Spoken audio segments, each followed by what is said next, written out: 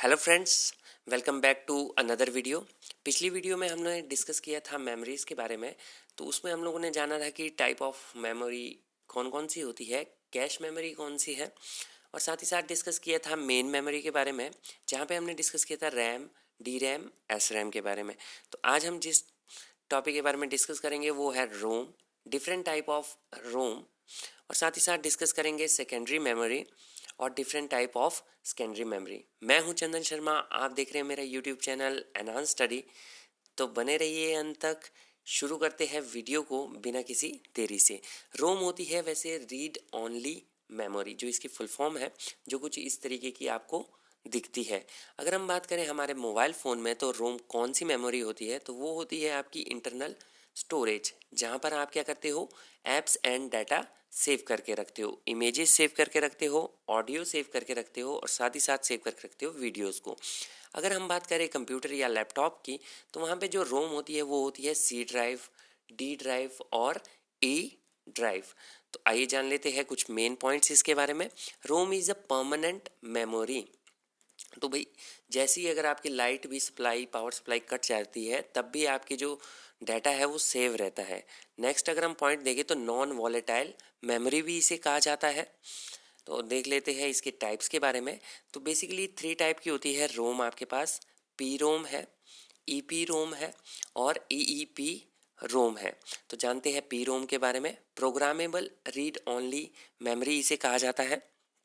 तो if one time data store, it can not be change. आप क्या है, अगर एक बार डाटा स्टोर कर दिया तो आप उसको चेंज नहीं कर सकते हैं। ये पहले पहले क्या होता था कि जो माइक्रो कंट्रोलर थे उसमें आता था, उसमें हम लोग एक बार अगर कोड को एंटर कर दे तो उसके बाद हम उस कोड को डिलीट नहीं कर सकते थे। तो आइए जान लेते हैं ईपी रोम के बारे में, erasable programmable read only memory.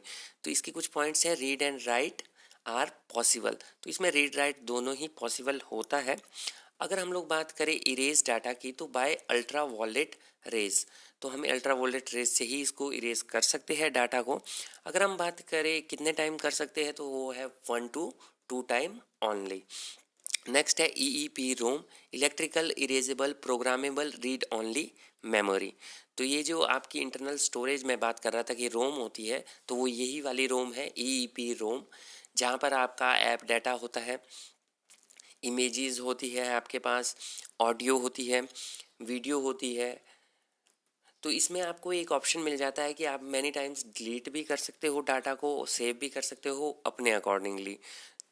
तो इसके कुछ पॉइंट्स जान लेते हैं। Read and right many times, तो इसमें आप बहुत टाइम रीड राइट कर सकते हो। इरेज डाटा बाय इलेक्ट्रिकली, तो आप इलेक्ट्रिकली ही जो डाटा है उसकी वजह से ही आप इरेज कर सकते हो डाटा को, ठीक है। अगर हम बात करें नेक्स्ट सेकेंडरी मेमोरी की, तो सेकेंडरी मेमोरी बेसिकली आपकी ऐसी मेमोरी है जो डायरेक्टली कनेक्टेड नहीं होती है प्रोसेसर के साथ। तो आइए जानते हैं इसके बारे में। कुछ पॉइंट्स देख लेते हैं, जैसे स्लो इन स्पीड है, आपकी ये जो मेमोरी होती है स्लो है स्पीड में। It is a upgradable easily, तो आप इसको ईजिली अपग्रेड कर सकते हैं। 4 टाइप की आपके पास सेकेंडरी मेमोरी होती है। फर्स्ट है मैग्नेटिक टेप, सेकेंड है मैग्नेटिक डिस्क, थर्ड है आपके पास ऑप्टिकल डिस्क, और फोर्थ है आपके पास फ्लैश मेमोरी। तो आइए जान लेते हैं मैग्नेटिक टेप के बारे में कि ये मैग्नेटिक टेप किस तरीके की मेमोरी है। तो ये मैग्नेटिक टेप आपने इस तरीके से देखी हुई होगी पहले भी, जहाँ पे आपने गाने सुने होंगे स्टूडियो में। तो लो इन कॉस्ट होती थी ये वाली जो मेमोरी है। और अगर हम बात करें इसके डाटा एसेस की, तो सीक्वेंशली डाटा एसेस होता है इसमें। तो ये पॉइंट भी आप याद रख सकते हो। आइए जानते हैं नेक्स्ट मैग्नेटिक डिस्क के बारे में। तो ये जो मैग्नेटिक डिस्क है वो बेसिकली आपकी होती है 2 तरह की, एच और F.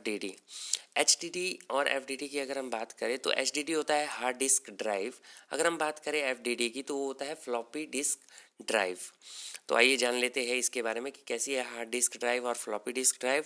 Data divided in form of track and sector. H में क्या होता है कि ट्रैक एंड सेक्टर की फॉर्म में डाटा डिवाइड होता है। बात करें एफ की, तो ये मैग्नेटिक मटेरियल से बनी होती है। बात करें इसकी स्पीड की, तो 5200 आरपीएम टू 7200 आरपीएम तक होती है। एफ 360 आरपीएम पे रोटेट करती है। बात करते हैं ऑप्टिकल डिस्क की, तो ये जो ऑप्टिकल डिस्क है इसमें सबसे पहले डिस्क आती है सीडी, जिसे हम कहते हैं कॉम्पैक्ट डिस्क। तो इसकी जो स्टोरेज कैपेसिटी होती है वो एचडीडी से और एफडीडी से ज़्यादा होती है, मतलब स्टोरेज कैपेसिटी ज़्यादा है इसकी। अगर हम बात करें इसके एक और पॉइंट की, तो इसमें जो आप डाटा स्टोर करते हो उसको डिलीट नहीं कर सकते हो। बात करते हैं नेक्स्ट डीवीडी की, तो डीवीडी भी इसमें ही आती है ऑप्टिकल डिस्क में, जिसे हम कहते हैं डिजिटल वर्सटाइल डिस्क। तो इसकी जो स्टोरेज कैपेसिटी है वो सीडी से ज़्यादा है। जैसे आपको पता भी होगा कि 4 GB से लेकर 17 GB तक आपको डीवीडी मिल जाती है। नेक्स्ट है हमारे पास बीआरडी, जिसे हम कहते हैं ब्लू रे डिस्क। अब इसमें क्या है, रीड एंड राइट सिर्फ आप रेज के थ्रू कर सकते हो, ऐसे नहीं कर सकते हो। अगर हम बात करें इसकी कैपेसिटी की, तो ये होती है 25 GB टू 50 GB तक आपको मिल जाती है। नेक्स्ट अगर हम बात करें एचवीडी की, तो ये होती है होलोग्राफिक वर्सटाइल डिस्क। तो होलोग्राफी वर्सटाइल डिस्क इस तरीके से दिखती है। स्टोरेज कैपेसिटी की बात करें तो सबसे थोड़ा हाइयर है, 6 TB तक होती है। नेक्स्ट हमारे पास है फ्लैश मेमोरी, जिसे हम कहते हैं पोर्टेबल मेमोरी भी कहते हैं। तो ये जो पोर्टेबल मेमोरी होती है, जैसे आपके पास पेन हो गया, पेन ड्राइव हो गया, मेमोरी कार्ड हो गया, तो ये दोनों ही क्या है, पोर्टेबल मेमोरी है। Thank you for watching this video. अगर आपको वीडियो अच्छी लगी तो लाइक करें, अपने दोस्तों के साथ शेयर करें और साथ ही साथ सब्सक्राइब कर दें एनहांस स्टडी।